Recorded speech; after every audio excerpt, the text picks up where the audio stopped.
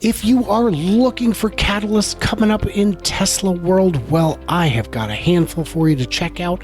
These are things that could move the needle a little bit, a lot, or just that we've been waiting for. If you are an investor, if you are looking for financial advice, we're not going to give you that, but we are going to tell you what's going on with the company so you can make your own qualified decisions. And when I say we, I don't mean me and my tapeworm, I mean me and Randy Kirk. Better than a tapeworm. That's what it says on his business card. He gave it to me. Absolutely does. Wait, so we're going to do catalysts in Kathmandu. From Kathmandu, yes. Yes. If you're confused how this works, it's time travel. I may be in transit now. I may be home now. I'm not sure. But you'll know because... I know where I am. Yes, everyone knows where Randy is. The place with the padded walls. By the way, I'm Brian. Welcome to Future Ozza. Oh, Randy. It's time for both of us to have our meds, I guess. Yes. Hey, yes? Yes. Move along. Okay. So yesterday we were talking about the Megapacks and how these are just plain money. These go all over the world. And not really. They used to go all over the world. Now they go halfway around the world. The rest are made in China. Generally speaking, every single product only goes halfway around the world. Oh yeah. That would be the you just made me do a full 360. What? A 360, Brian? You're pointing the same direction. Yeah. That's where the camera is. So now they only have to go a quarter of the way around the world at most, ideally. But these are pure money, and they are unstoppable. Of course, a lot of the components are made in China because these are LFP cells. Some of them will be coming from the new factory that's being commissioned as we speak in Reno, near Giga Nevada. Weird that they didn't put it in Giga Nevada, but all right. So, yeah, any thoughts about how much market there is for this and how important these are? Well, yeah, I've done deep dives, and then I've done deeper dives, and then you've done deep dives, and then Bradford Ferguson has done really deep dives, and then there's that other Brian that you mentioned from time to time, your evil twin, or not so evil twin, slightly less evil, yeah. Yeah, and so all of us have done these deep dives, and we can't find a top. As we're diving deeply, we haven't been able to find a ceiling. Yeah. And I'm sure that made sense, but we have... That metaphor got a little jumbled, but I like it. I accept it. It's massive. This is the reality. If you were to just sell 5 or 10 to every data center, including the new ones being built, that would be years of production. There are other companies that make these. I've had viewers point out, well, if you're buying the cells from CATL or BYD or LG, surely those people will just start making battery energy storage solutions of their own. Yeah, they do. They already do. People still buy Teslas because they're better. Because in objective reality-based tests, they perform better. At Moss Landing, they have all kinds of different battery energy storage solutions. They have Tesla, they have LG, and when there was that big fire at Moss Landing, the LGs caught fire. The Teslas did not, even though they were near them. So that suggests a better system. Well, they were under warranty. I'm sure they were. I don't want a fire. I don't want that. So it was, the wildfires came through great. Tesla didn't burn. It's a difference. So these other companies do make their own versions of Megapack, and they sell them for less than the Tesla Megapack, I believe, and they don't perform as well. So that's good news all around on that front. And and again, without we could do an entire show. We could do an hour. We might even be able to do 2 hours on this. So without going too much in the weeds, the amount of TAM on this, even if everybody sold as fast as they could, I don't think Tesla has even started getting into some of the downstream possibilities like hospitals. Every hospital is using old lead acid batteries. they could all be switching to this and doing way better with a Megapack. I mean, it goes on and on and on, all the different potential places. As these used to be 2.5 million for the same thing that you're getting for now for $1 million. As the price continues to fall, well, and these are also much bigger. These are the XLs. As the price continues to fall, the addressable market grows, and at some point, the regulators who govern the local municipal power supply will understand that, hey, you know, the hospital has 2 Megapacks. They'll let us use 10% of it every day, as much as we want, as long as we pay them for it. That Megapack could be free. So that's something, I mean, anyway, as you said, it's good news. It's a catalyst. It's something we can think about. Solar is doing okay worldwide. You know, every year they make projections. The International Energy Agency makes annual projections looking out into the future, trying to predict where it will go. Do you see where this is going? I do. Yes. The yellow represents the projections that they have made every year in the past. And every year they go, oh, it's going to go up a little bit more, just a little bit over the... And they were at one point projecting that they would only be up just the tiniest bit for the entire... The old projection was it'd be up to, 10, 15, and every year. What is it you call it when... you do something over and over again and expect a different result? It's called and you make the same insanity or something. Yes. Insanity. That's what it is. That's what it is. Guys, you've done it. You've made the wrong projection over and over. This is good news. This is what we want to see.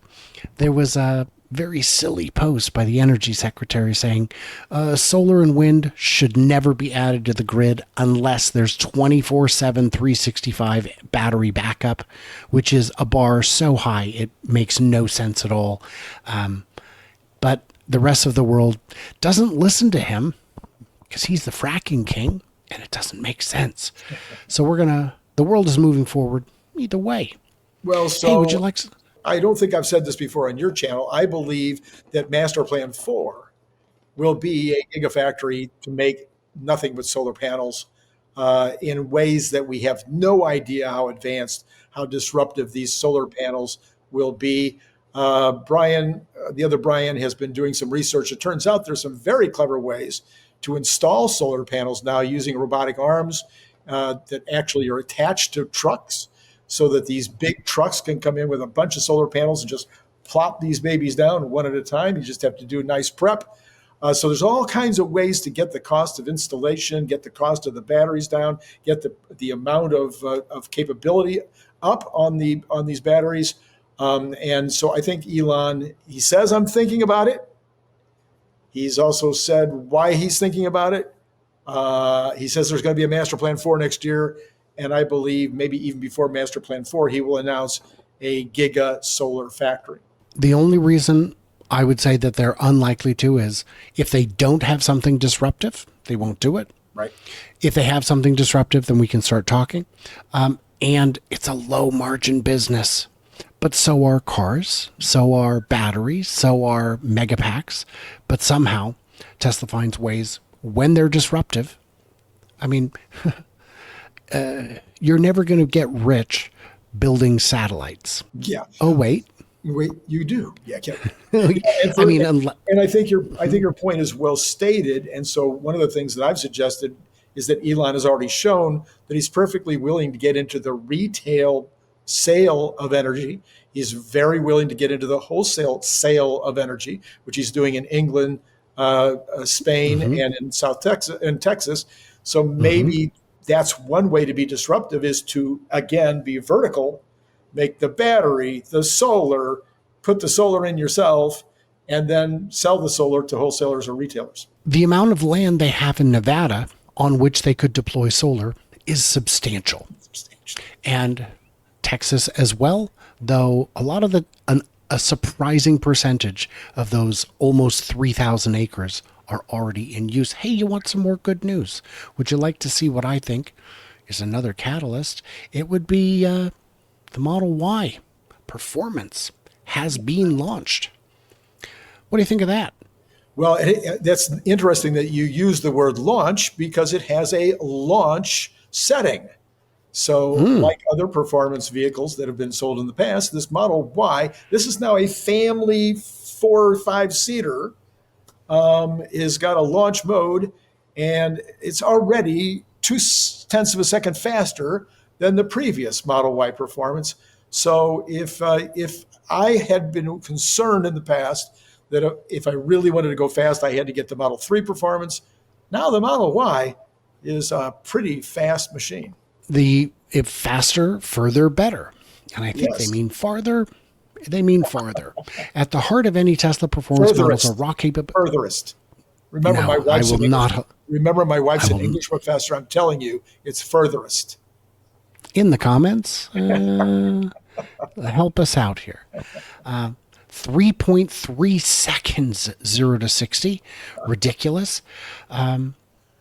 And let's see, still electronically limited to 155. I think that's reasonable. I don't know why you would. I mean, your tires start to disintegrate at high speeds. Come on. But that it has more range. So that is great. Yeah, it's got a little bit more range than it used to. It looks ever so subtly different. Is this going to move units, do you think? Well, I think that they wouldn't have burst it forth in Europe first if they didn't think they could sell some. I think Mm-hmm. that there is a demand, especially in the Middle East, for these, because they did mention the Mm-hmm. Middle East was going to be one of the markets they'd be opening first with this new performance. I'm going to guess that the Norwegians, who they only buy Teslas. That's all they buy, pretty much. Anyway, there's going to Spain. The Spanish love to go fast. I have uh, I have been in a cab going over 100 miles an hour, where the cabbie said to me, uh, I asked him what was the difference between going over 100 miles an hour in on the autobahns in Germany and going over 100 miles in the Basque countries in northern Spain. He says, "Well, on Friday and Saturday nights we do it drunk here." Oh no, that's deeply concerning. My viewers in Spain, be careful. Tesla, this is some more good news. I don't know if you've heard, but Tesla has a product called FSD Supervised. Oh, Oh, you have? Oh, okay. Well, good news.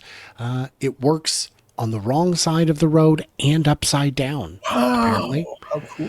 I'm pretty sure I got that part right. And I Yes. know the right side is the right side for right hand drive. If you're right hand drive versus wrong hand drive, I get it. I get it. I am in Kathmandu where they do have right hand drive. They drive on the left, and it is hard to wrap my head around. So, but I'm Oh yeah, certainly, yeah. It's yeah, definitely it's tricky. So the reviews in Australia and New Zealand are going very well. First wave of local reviews has been overwhelmingly positive. With the media embargo lifted, mainstream outlets and EV reviewers got their first hands-on time with it. Mind-blowing.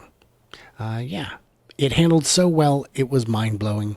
What does this tell us? We've got FSD now available in countries that drive on the other side of the road, yes. in countries that have presumably different philosophies of traffic management and mitigation.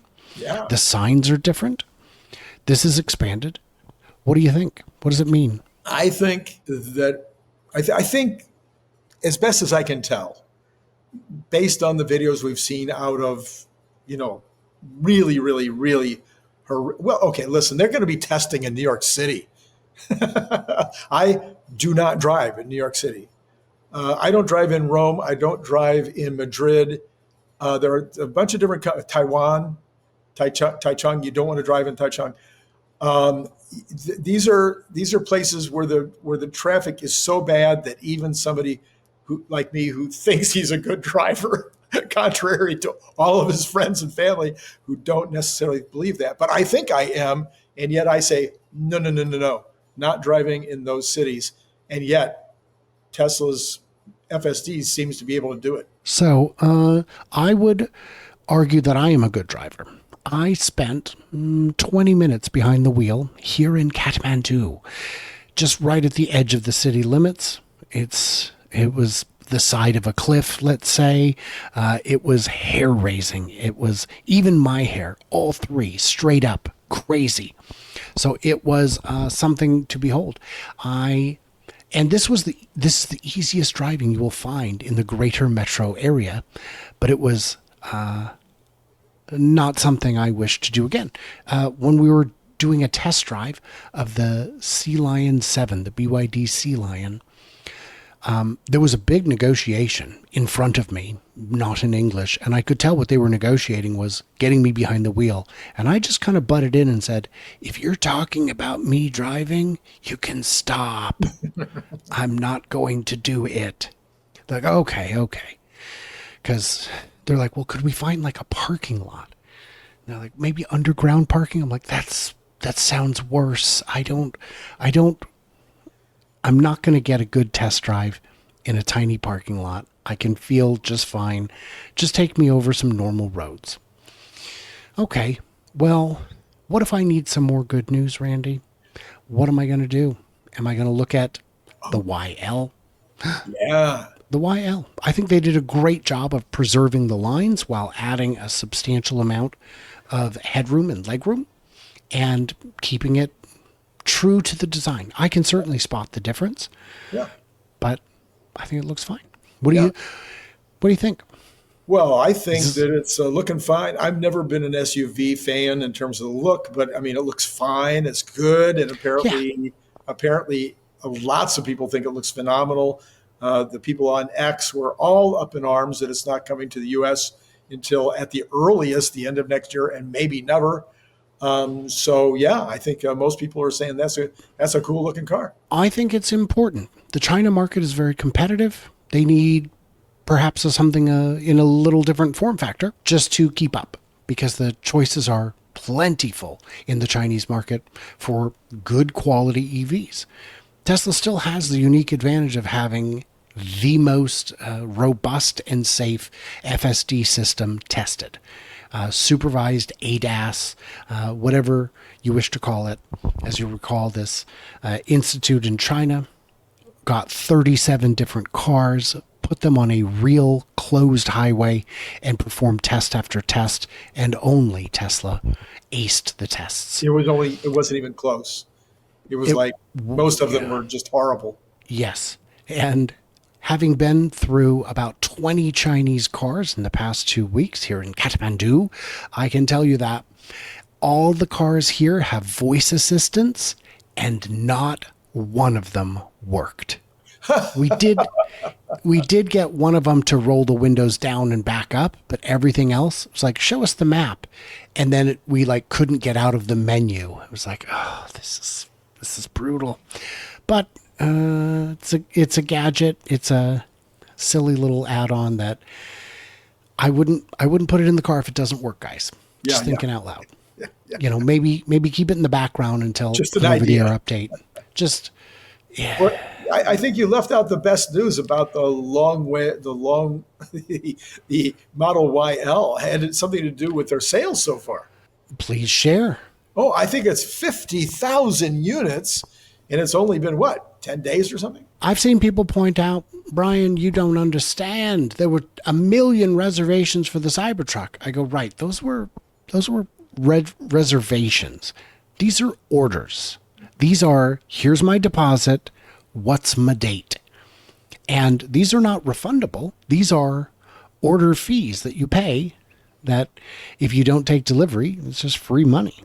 So this will ensure that Giga Shanghai remains busy, likely for at least the next year.